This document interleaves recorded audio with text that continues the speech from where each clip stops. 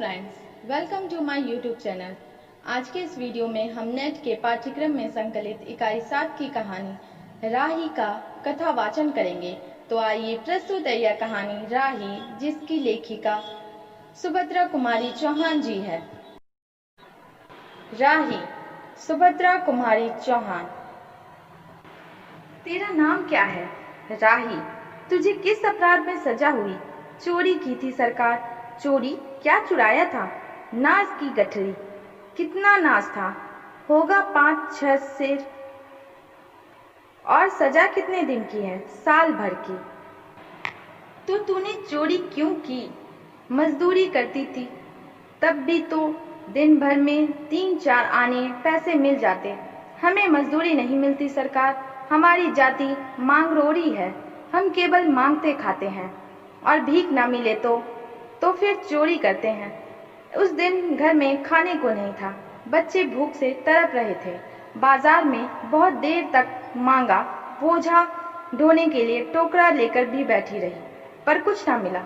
सामने किसी का बच्चा रो रहा था। उसे देखकर मुझे अपने भूखे बच्चों की याद आ गई। वहीं पर किसी की नाच की गठरी रखी हुई थी। उसे लेकर भागी ही थी कि पुलिस वाले ने पकड़ लिया। अनीता ने एक ठंडी सांस ली, बोली, फिर तूने कहा नहीं कि बच्चे भूखे थे इसलिए चोरी की? संभव है इस बात से मजिस्ट्रेट कम सजा देता। हम गरीबों की कोई नहीं सुनता सरकार। बच्चे आए थे कचहरी में, मैंने सब कुछ कहा, पर किसी ने नहीं सुना। राही ने कहा, अब तेरे बच्चे किसके पास हैं? उनका बाप है? अनीता ने पूछा। राही की आंखों में आंसू आ गए। वह बोली, उनका बाप मर गया सरकार। जेल में उसे मारा था और वहीं अस्पताल में वह मर गया। अब बच्चों का कोई नहीं। तो तेरे बच्चों का बाप भी जेल में ही मरा? वह क्यों जेल आया था? अनीता ने प्रश्न किया। उसे तो बिना कसूर के ही पकड़ लिया था सरकार। राही ने कहा, ताड़ी पीने को गया था। 2-4 दोस्त भाई उसके साथ थे। मेरे घर वाले का एक वक्त पुलिस वाले से झगड़ा हो गया था। उसी का बदला उसने लिया। 109 में उसका चालान करके साल भर की सजा दिला दी। वहीं वह मर गया। अनीता ने एक दीर्घ निश्वास के साथ कहा, अच्छा जा अपना काम कर। राही चली गई। अनीता सत्याग्रह करके जेल आई थी। पहले उसे B क्लास दिया था, फिर उसके घर वालों ने लिखा पढ़ी करके उसे A क्लास दिलवा दिया। अनीता के सामने आज एक प्रश्न था। वह सोच रही थी कि देश की दरिद्रता और इन निरीह गरीबों के कष्टों को दूर करने का कोई उपाय नहीं है।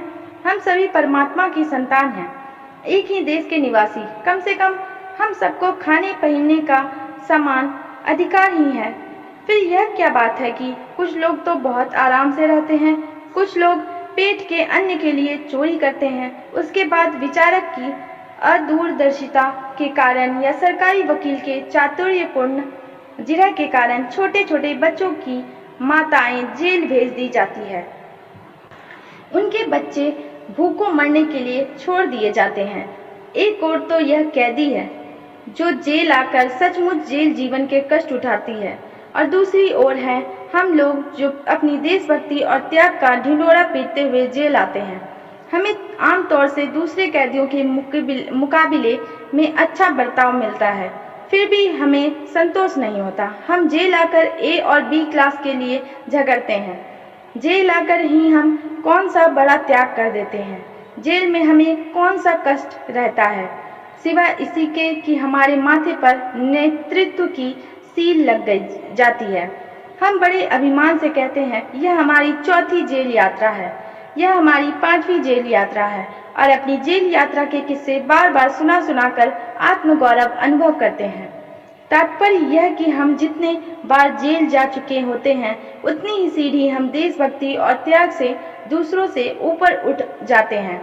और इसके बल पर जेल से छूटने के बाद कांग्रेस को राजकीय सत्ता मिलते ही हम मिनिस्टर, स्थानिक संस्थाओं के मेंबर और क्या क्या ही हो जाते हैं। अनीता सोच रही थी, कल तक जो खद्दर भी ना पहनते थे, बात बात पर कांग्रेस का मजाक उड़ाते थे, कांग्रेस के हाथों में थोड़ी शक्ति आते ही वे कांग्रेस भक्त बन गए। खद्दर पहनने लगे, यहाँ तक कि जेल में भी दिखाई पड़ने लगे। वास्तव में यह देशभक्ति है या सत्ता भक्ति? अनीता के विचारों का तांता लगा हुआ था। वह दार्शनिक हो रही थी। उसे अनुभव हुआ जैसे कोई भीतर ही भीतर उसे काट रहा हो। अनीता की विचारावली अनीता को ही खाए जा रही थी। उसी बार यह लग रहा था कि उसकी देशभक्ति सच्ची देशभक्ति नहीं वरन मजाक है। उसे आत्मग्लानि हुई और साथ ही साथ आत्मानुभूति। अनीता की आत्मा बोल उठी, वास्तव में सच्ची देशभक्ति तो इन गरीबों के कष्ट निवारण में है। ये कोई दूसरे नहीं, हमारी ही भारत माता की संतानें हैं।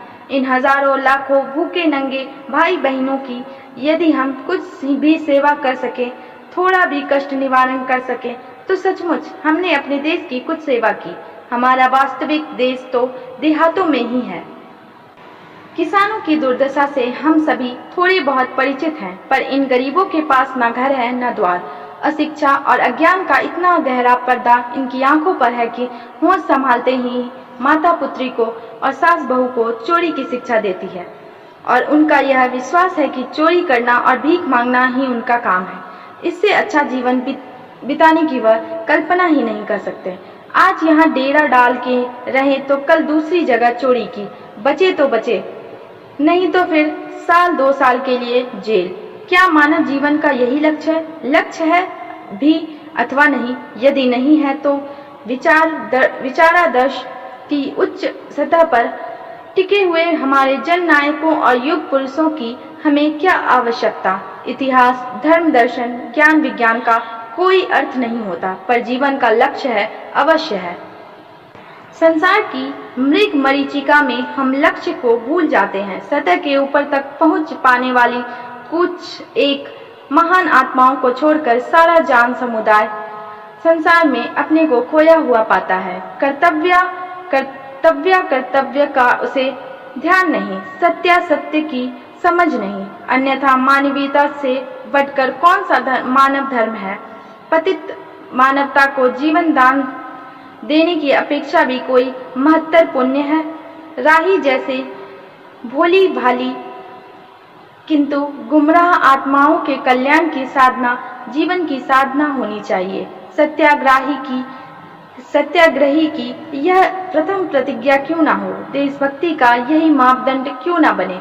अनीता दिन भर इन्हीं विचारों में डूबी रही। शाम को भी वह इसी प्रकार कुछ सोचते सोचते सो गई। रात में उसने सपना देखा कि जेल से छूटकर वह इन्हीं मांगरोड़ी लोगों के गांव में पहुंच गई। वहां उसने एक छोटा सा आश्रम खोल दिया है। उसी आश्रम में एक तरफ छोटे छोटे बच्चे पढ़ते हैं और स्त्रियां सूत काटती है, दूसरी तरफ मर्द कपड़ा बुनते हैं और रुई धुनकते हैं।